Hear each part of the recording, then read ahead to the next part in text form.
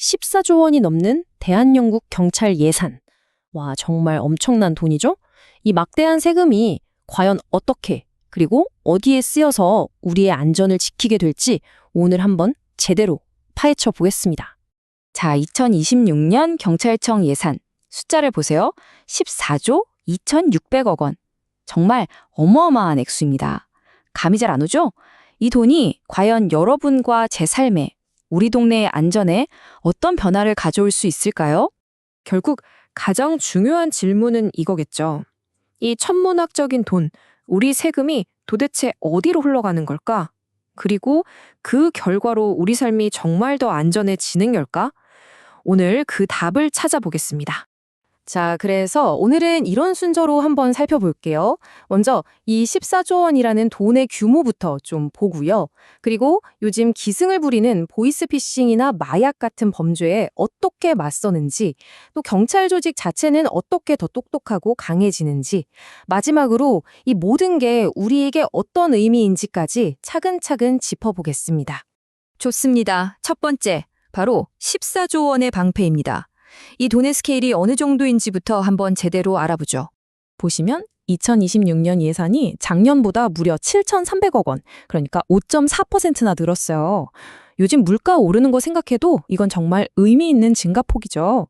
그만큼 정부가 우리 사회의 안전을 정말 중요하게 보고 있다는 강력한 신호라고 할 수 있겠습니다. 자, 그럼 이 늘어난 돈이 구체적으로 어디로 향하는지 그 두 번째 이야기입니다. 바로 21세기형 범죄와의 전쟁이죠. 요즘 정말 지긋지긋하죠. 맨날 오는 그 스팸 문자, 보이스피싱 전화. 네, 바로 그 조직적인 금융사기, 그리고 국경을 넘나드는 스캠 범죄를 뿌리 뽑는 게 이번 예산의 최우선 과제 중 하나입니다. 그래서 대응책을 보면 이게 그냥 하나가 아니에요. 되게 입체적입니다. 예를 들어서 경찰을 사칭하는 걸 막으려고 아예 발신 정보 알림이 서비스 같은 걸 새로 만들고요. 또 범죄자들이 숨겨놓은 가상자산을 추적하는 기술도 가르치고 해외에 있는 총책을 잡으려고 국제 공조도 강화합니다. 그러니까 여러분의 스마트폰부터 시작해서 저 멀리 해외까지 촘촘한 그물망을 치는 거죠. 그리고 또 하나의 심각한 위협이 있습니다. 바로 마약이죠. 특히 요즘에는 SNS 같은 온라인을 통해서 너무나 쉽게 퍼지고 있어서 정말 큰 문제입니다. 그래서 경찰이 꺼내든 카드가 바로 기술입니다. 인공지능, AI를 이용해서 SNS 같은 데서 마약을 파는 걸 샅샅이 찾아내고요. 현장에서는 경찰관이 이 라만 분광기라는 첨단 장비로 그 자리에서 바로 이게 무슨 마약인지 확인하는 거예요. 수사의 골든타임을 절대 놓치지 않겠다는 거죠. 자, 세 번째 파트입니다. 여기서부터는 경찰의 역할이 좀 달라져요. 범죄가 일어난 뒤에 쫓아가는 게 아니라 아예 일어나기 전에 막는 것. 바로 선제적 안전망을 만드는 데 초점을 맞추고 있습니다. 특히 사회적 약자를 보호하는 데 이런 기술이 적극적으로 쓰입니다. 예를 들어 스토킹 범죄자가 접근 금지 명령을 어기고 다가오면 피해자 휴대폰에 바로 경고 알림이 가는 앱을 개발하고요. 또 교묘하게 만들어진 딥페이크 성범죄 영상도 더 정교한 기술로 잡아냅니다.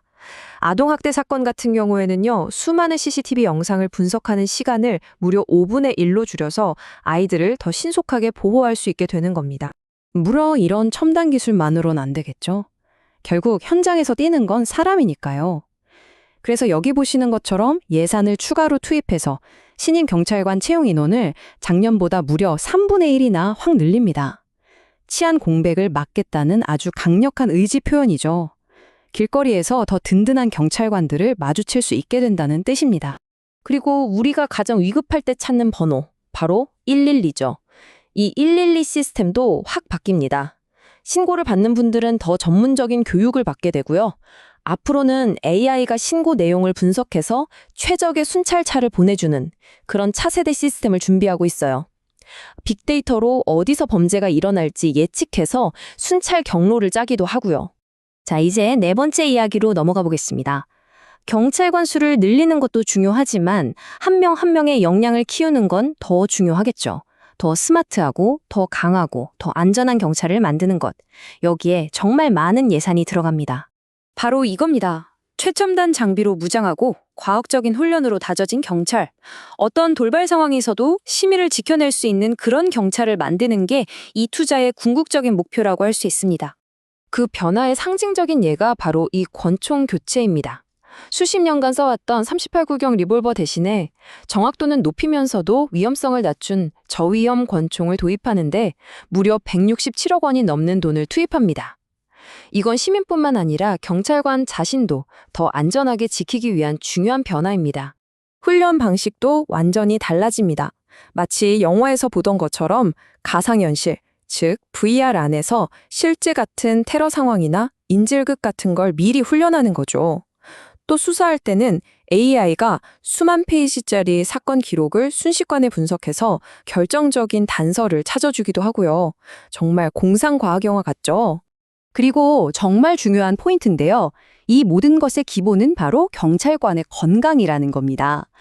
경무에 시달리는 경찰관들을 위해 아예 새로운 병원을 짓고 특히 마음 건강, 트라우마 치료를 위한 마음동행센터 예산을 크게 늘렸습니다.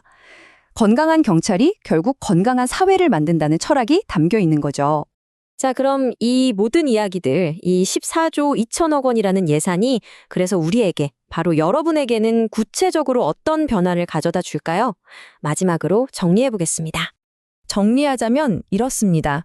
이제 경찰 순찰은 그냥 동네를 쓱 도는 게 아니라 데이터를 기반으로 어디가 위험할지 예측해서 미리 막는 방식으로 바뀝니다. 보이스피싱이나 디지털 성범죄 수사는 더 빨라지고요. 현장의 경찰관들은 더 안전하고 효과적인 장비를 갖추게 됩니다. 그리고 보이지 않는 온라인 세상에서는 우리를 지켜주는 더 강력한 방패가 생기는 셈이죠. 경찰청에서도 이렇게 밝혔습니다. 확보된 예산을 통해 현장 대응력과 수사 전문성을 더욱 강화해서 책임을 다하는 국민의 경찰을 구현하겠다. 결국 이 모든 예산의 목표가 바로 이 한 문장에 담겨 있다고 볼 수 있겠습니다. 하지만 여기서 우리는 또 다른 질문을 던져봐야 합니다. 이렇게 경찰의 활동이 점점 더 기술과 데이터에 의존하게 될수록 우리의 사생활, 즉 프라이버시 문제는 어떻게 될까요? 더 안전한 사회라는 명분 아래 AI와 드론이 우리를 감시하는 세상. 우리는 그 편리함과 감시 사이에서 어떤 균형점을 찾아야 할까요? 어쩌면 이 14조 원이라는 예산이 우리 사회에 던지는 가장 근본적인 질문은 바로 이것일지도 모르겠습니다.